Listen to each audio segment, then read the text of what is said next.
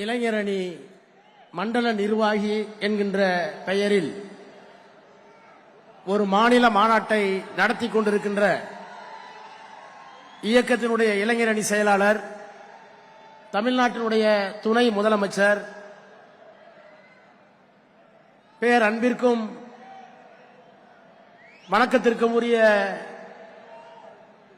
ஆருயிர் இளவல் உதயநிதி ஸ்டாலின் அவர்களே, கழகத்தினுடைய துணை பொதுச் செயலாளர் மாண்புமிகு அமைச்சர் வணக்கத்திற்குரிய அண்ணன் துரைமுருகன் அவர்களே, முதன்மை செயலாளர் தமிழக அமைச்சர் எனது பெருமதிப்பிற்குரிய அண்ணன் மாண்புமிகு KN நேரு அவர்களே, துணை பொதுச் செயலாளர்கள் மாண்புமிகு அமைச்சர் அண்ணன் IP அவர்களே, அண்ணன் பொன்முடி அவர்களே, நாடாளுமன்ற உறுப்பினர் அந்தியூர் செல்வராஜ் அவர்களே, மாண்புமிகு அமைச்சர் சகோதரர் சாமிநாதன் அவர்களே, நிறைவாக எழுச்சி பேருரை ஆற்ற இருக்கின்ற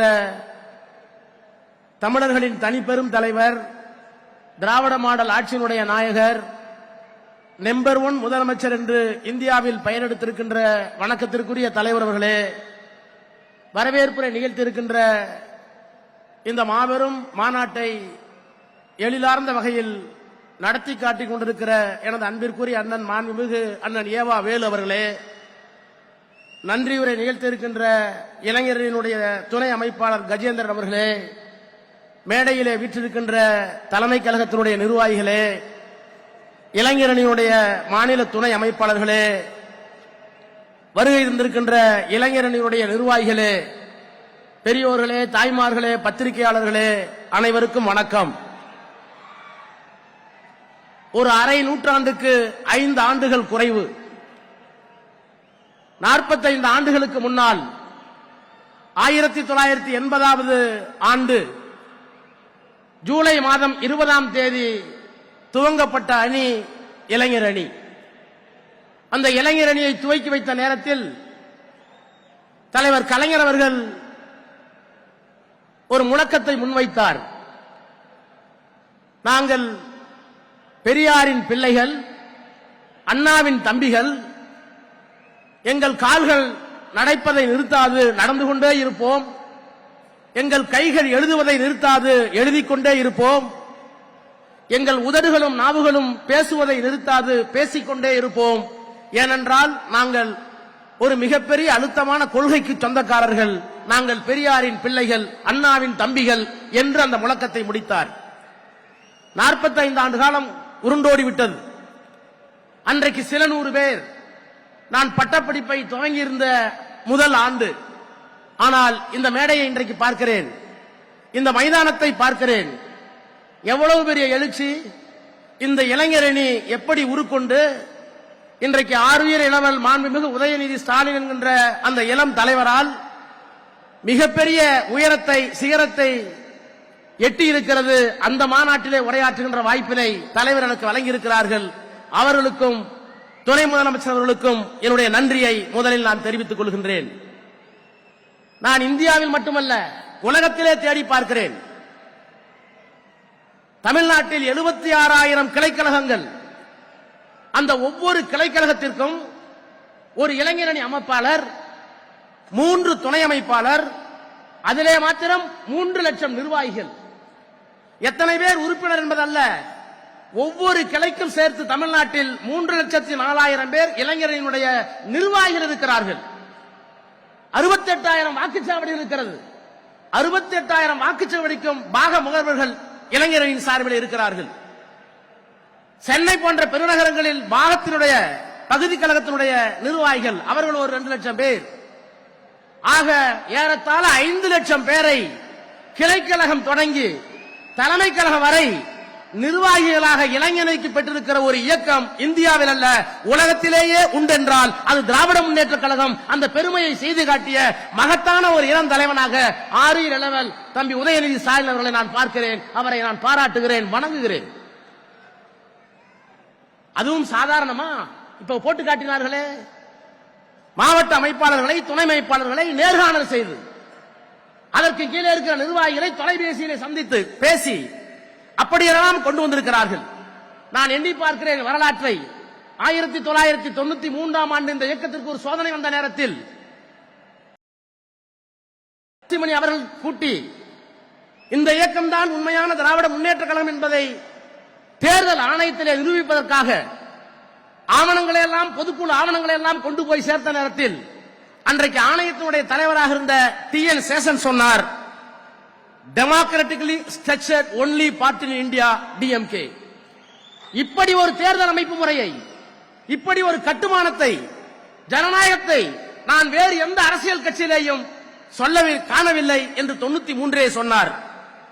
கொட்டுகிற மலையில், வீசுகின்ற புயலில், சரளை கற்கள் நிரம்பிய மலை உச்சியை நோக்கி நாம் நடக்கிறோம். கையிலே ஒரு அகல் விளக்கு, அந்த அகல் விளக்கு அணையாமல் இருப்பதற்கு தம்பிமார்களே உங்கள் கையை தாருங்கள் என்று சில 100 பேர்களை வைத்துக் கொண்டு ராபின்சன் பூங்காவிலே தொடங்கிய இந்த இயக்கம் இன்றைக்கு திருவண்ணாமலையில் 1,30,000 பேர் அமர்ந்து 91 சட்டமன்ற தொகுதியிலிருந்து வந்து 29 கழக மாவட்டங்களிலிருந்து இத்தனை பேரை கட்டுப்பாடோடு கடமையாற்றுகின்ற பணியை செய்திருக்கின்ற உதயநிதி ஸ்டாலின் அவர்களுக்கு என்னுடைய சல்யூட் சல்யூட் சல்யூட். என்றைக்காவது ஒரு நாள் உலகத்தில் இருக்கிற அரசியல் கட்சிகள் எல்லாம் ஆய்வு செய்து இப்படியெல்லாம் செய்ய முடியுமா என்று பார்த்தால் இவர் செய்திருக்கின்ற இந்த முன்முயற்சி தான் கேஸ் ஸ்டடி, சரித்திரம் சரித்திரம் சரித்திரம். நான் இந்த இயக்கத்தினுடைய மூலத்தை உங்களை அழைத்துக் கொண்டு எண்ணி பார்க்கிறேன். தந்தை பெரியார் இந்த இயக்கத்திற்கு தத்துவத்தை தந்தார். அண்ணன் வேலு அவர்கள் வரவேற்பை நிகழ்த்துகிற போது தந்தை பெரியாரை இந்த வடிவத்திலே பார்க்கிறேன் என்று சொன்னார். கலைஞர் சொன்னார், எரிமலையாய் சுடுதலாய் இயற்கை கூத்தாய், இறைவனுக்கே எதிர்ப்பு சொன்ன இங்கர்சாலாய், ஏனென்று கேட்பதிலே வைர நெஞ்ச வாழ்த்தேராய், எப்போதும் பேசுவதில் ஏதர்ஸ் நகர் இங்கர்சாலாய் எம் தந்தை வாழ்ந்துட்டார். பம்பரமும் ஓய்வு வரும் சுற்றிய பின், ஆனால் படுகளமாய் போன பின்னும் சுற்றி வந்தார் என்று தந்தை பெரியார் இந்த மண்ணில் சுற்றி வந்தார். அண்ணா ஆட்சி பொறுப்புக்கு வந்து விட்டார் அந்த தத்துவத்தை முன்வைத்து. ஆனால் அப்போது பெரியாருக்கு மனசலிப்பு ஏற்பட்டது. ஏன் வாழுகிறோம் என்கின்ற அந்த விரக்தி ஏற்பட்டது. விடுதலையிலே எழுதினார், புற்றுநோயால் பாதிக்கப்பட்ட பேரறிஞர் அண்ணா அமெரிக்காவில் இருந்தார். பதறி போய் சொன்னார், தலைவர் அவர்களே உங்களுக்கு ஏன் மனசலிப்பு? எனக்கு தெரிந்து உலகத்திலே எத்தனையோ புரட்சிகளை பார்த்திருக்கிறேன். ரஷ்யாவிலே 2 தலைவர்கள், மார்க்ஸ் லெனின், பிரெஞ்சு புரட்சிக்கு வால்டேர் ரூசோ, 2 தலைவர்கள், 2 நூற்றாண்டு வெவ்வேறு காலகட்டம். தத்துவத்தை தந்தது ஒருவர், அதை அரியணை ஏற்றவர் இன்னொருவர். ஆனால் எனக்கு தெரிந்த ஒரு தத்துவத்தை ஒரு தலைவன் சொல்லி அவருடைய வாழ்நாளிலேயே அந்த தத்துவம் வெற்றி பெற்ற வரலாறு உங்களுக்கு மட்டும்தான் இருக்கிறது, ஏன் உங்களுக்கு சோர்வு என்று கேட்டவர் பேரறிஞர் அண்ணா. அந்த அண்ணா இயக்கத்தை கட்டியமைத்து ஆட்சி பொறுப்பிற்கு வந்தவுடன் தமிழ்நாடு என்று இந்த நாட்டுக்கு பெயர் சூட்டினார். தமிழ்நாடு என்று பெயர் இருக்கிற வரை இந்த நாட்டில் யார் முதலமைச்சராக இருந்தாலும் அண்ணாதுரை தான் தமிழ்நாட்டை ஆளுகிறார் என்று அண்ணா சொன்னார். அதை இந்த மேடையிலே நான் எண்ணி பார்க்கிறேன். கலைஞர் ஆட்சி பொறுப்பிற்கு வந்தார். நாங்கள் நாடாளுமன்றத்தில் 20 ஆண்டு காலம் இருக்கிறோம். தமிழுக்கு செம்மொழி மட்டுமல்ல, பெண்ணுக்கு சொத்துரிமை மட்டுமல்ல, ஆட்சியிலே அவர் எப்படி பணியாற்றினார், கொள்கையிலே எப்படி பணியாற்றினார். 56 இன்ச் மோடி அவர்கள் நாடாளுமன்றத்திலே சொன்னார், சுதந்திரம் அடைந்து இத்தனை ஆண்டுகள் கழித்து நேரு செய்யவில்லை, இந்திரா காந்தி செய்யவில்லை, நான் தான் செய்தேன். என்ன செய்தேன்? 40,000 கிராமங்களுக்கு மின்சாரம் போய் சேரவில்லை, நான் தான் சேர்த்தேன். குடியரசுத் தலைவர் உரையிலே சொன்னார். நான் பேசுகிற போது சொன்னேன், பிரதமர் அவர்களே இன்றைக்கு 2024 சொல்லுகிறீர்களே 40,000 குடும்பத்துக்கு வீட்டுக்கு நாங்கள் மின் இணைப்பு கொடுத்தோம் என்று. 1974 எல்லா கிராமத்திற்கும் மின்சாரத்தை கொண்டு போய் சேர்த்த ஒரு தலைவன் கலைஞர் என்கின்ற அந்த தலைவன், மகத்தான தலைவனை தலைவராக பெற்ற இயக்கம் இந்த இயக்கம் என்று சொன்னேன். இப்படி பெரியார், அண்ணா, கலைஞர் இந்த தத்துவங்களை எல்லாம் தாங்கி இருக்க நம்முடைய தலைவர் இங்கே இருக்கிறார். சுருக்கமாக சொன்னால் திராவிட மாடல் அரசை இயக்கிக் கொண்டிருக்கிறார். பெரியார் தனிநாடு கேட்டார், திராவிட நாடு கேட்டார், தமிழ்நாடு கேட்டார். அண்ணா திராவிட நாடை கைவிட்டு விட்டு தனித்தமிழ்நாட்டை கைவிட்டு விட்டு மாநில சுயாட்சி கேட்டார். மாநில சுயாட்சிக்காக தீர்மானம் போட்டார் கலைஞர். தனிநாடு கேட்டவர் பெரியார், மாநில சுயாட்சி வேண்டியவர் அண்ணா, தீர்மானம் போட்டவர் கலைஞர். தீர்மானத்தோடு நிற்கவில்லை. இன்றைக்கு மாநிலத்தின் உரிமைகள் பறிக்கப்படுகிற போது நீட்டாக இருந்தாலும் ஏற்றுக்கொள்ள மாட்டோம்.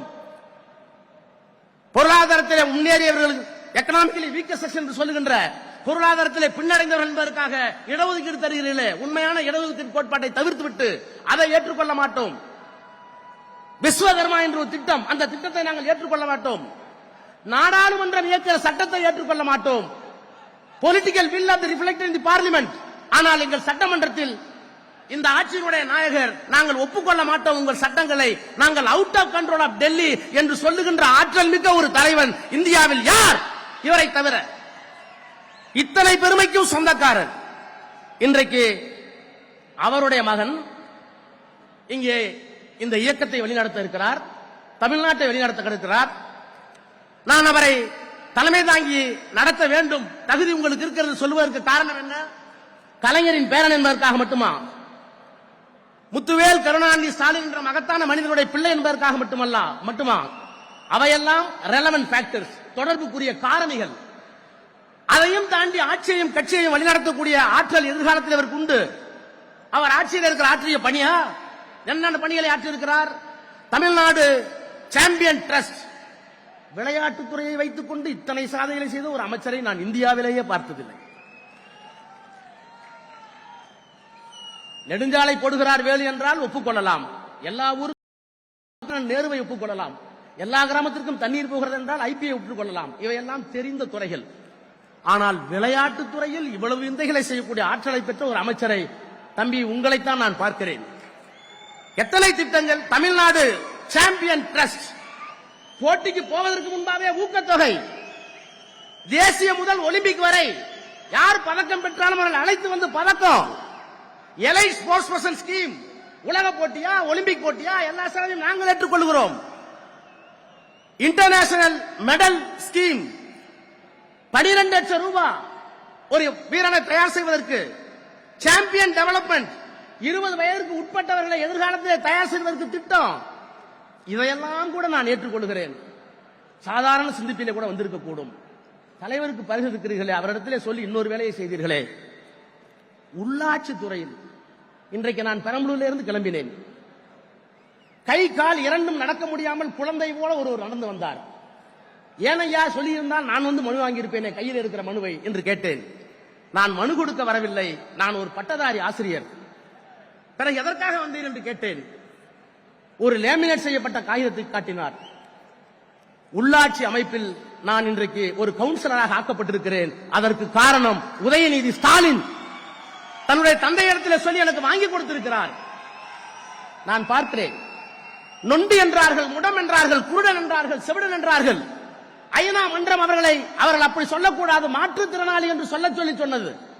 ஐநா சொன்ன அந்த கட்டளையை தமிழ்நாட்டில் இருக்கிற எந்த முதலமைச்சரும் பார்க்கவில்லை, கேட்கவில்லை, நிறைவேற்றவில்லை. ஆனால் கலைஞர் என்ற மகத்தான மனிதர் தான் இந்தியாவில் அவர்களை மாற்றுத்திறனாளி என்று அழைத்தது மட்டுமல்ல, அவர்களுக்கு ஒரு தனி துறையை உருவாக்கினார். அவருடைய பேரன் இன்றைக்கு உள்ளாட்சி அமைப்புகளில் தேர்தல் இல்லாமல் மாற்றுத்திறனாளி ஒரு உள்ளே போகிறார். இப்போது சொல்லுங்கள், கலைஞருக்கு, மாண்புமிகு முதலமைச்சருக்கு அவர் ரத்தத்திற்கு மட்டுமா வாரிசு? இல்லை, அவர்கள் கொண்டிருக்கிற லட்சியத்திற்கு வாரிசு. இத்தனையும் செய்திருக்கிறார் ஆட்சியில். இதற்காக கூட உங்களை நான் தலைவர் என்று சொல்ல எத்தனிக்க மாட்டேன். இவையெல்லாம் எல்லா அமைச்சர்களும் செய்யலாம். உங்களை எங்கே பார்க்கிறேன்? சனாதனத்திற்கு மண்டியிட மாட்டேன் என்று சொன்னீர்களே. உச்ச நீதிமன்றத்திலே ஒரு வழக்கு, இந்தியாவில் 20க்கும் மேற்பட்ட உயர் நீதிமன்றங்களில் வழக்கு. பயந்தாரா? என்ன செய்ய போகிறோம் என்று திகைத்தாரா? சிறை என்றால், சிலுவை என்றால் தூக்கி திரும்பதற்கு எத்தனை பேருக்கு முடியும்? எதிர்த்து நின்றார். மண்டியிட மாட்டேன், கொள்கையோடு இருப்பேன். அந்த தலைவா, அதற்காக உன்னை நான் நிற்கிறேன். பொய்ப்பேட்டு என்றும் பாசறை என்றும் ஆரம்பித்தீர்களே. முரசொலியில் பாசறை பக்கம் யாரு கொடுத்த ஐடியா தெரியலையே. பொய்ப்பெட்டி திராவிட முன்னேற்ற கழகத்தின் மீது, பெரியார் மீது, அண்ணா மீது, கலைஞர் மீது, முதலமைச்சர் மீது, தத்துவங்கள் மீது பொய் புகார்கள், அவதூறுகளை பேசிய நேரத்தில் அதற்கு பொய்ப்பட்டி என்று பெயர் கொடுத்து நாடறிந்த பேச்சாளர்களை அழைத்து வந்து அவர்களுக்கெல்லாம் விளக்கம் சொன்னீர்களே. அந்த விந்தையை உங்களுக்கு யார் கற்றுக் கொடுத்தது? பாசறை பக்கம், முரசொலியில் கடைசி பக்கம் உழைத்தவர்கள் யார்? அவர்கள் சொன்ன சிந்தனை என்ன? அந்த சிந்தனையை எப்படி வரையறுத்தார்கள்? அவர்கள் போட்ட தடத்தில் நாம் எப்படி நடந்து போவது? இதற்கு ஒரு பக்கம் யார் கொடுத்தார்கள்? அறிவின் மீது தாகம், லட்சியத்தின் மோகம். ஒரு சட்டமன்ற தொகுதிக்கு ஒரு லைப்ரரி, புத்தகத்தை படியுங்கள். முத்தமிழ் அறிஞர் பதிப்பகம். கார்ல் மார்க்ஸை பார்க்கிறேன், சிறு புத்தகமாக வருகிறது. பெரியாரை பார்க்கிறேன், அண்ணாவை பார்க்கிறேன், ட்ராக்ஸியை பார்க்கிறேன். மார்க்சியம் பேசுகிறது. யார் அம்பேத்கர், யார் சாதி ஒழிப்பு, இத்தனைக்கும் சிறு நூல்கள். முத்தமிழ் அறிஞர் பதிப்பகம். அதை யார் உங்களுக்கு சொன்னது? அது மட்டும்தானா? முடிக்கிறேன். கருத்தரங்கம், புத்தக கண்காட்சி. ஆண்டவனுக்கு திருவிழா இந்த மண்ணில் நடக்கிறது. ஆனால் அறிவுக்கு திருவிழாவை நடத்திய ஒரே அரசியல் தலைவன் நீ மட்டும்தான், நீ மட்டும்தான். ஒன்றை சொல்லி முடிக்கிறேன். பாப்லோ நெருடோ என்ற ஒரு கவிஞன் இலக்கியத்திற்கு நோபல் பரிசு பெற்றான். சிவப்பு சந்தனையில் தன்னை ஊர்கரித்துக் கொண்டான். கம்யூனிஸ்ட்காரன். பல நாடுகளுக்கு ரகசியமாக ஓடினான், துரத்தப்பட்டான். அவன் மறைவதற்கு முன்னால் நீங்கள் என்ன சொல்ல விரும்புகின்ற என்று கேட்டார்கள். அவன் சொன்னான்,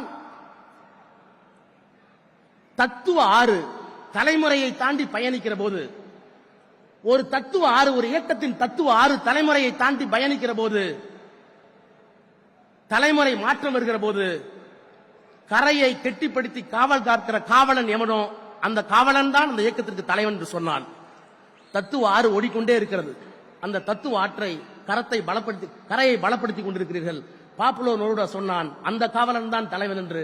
நான் உரிமையை அழைக்கிறேன். தம்பி வா, எதிர்காலத்தில் இயக்கத்தை நடத்து. வாழ்க, வெல்க. நன்றி, வணக்கம்.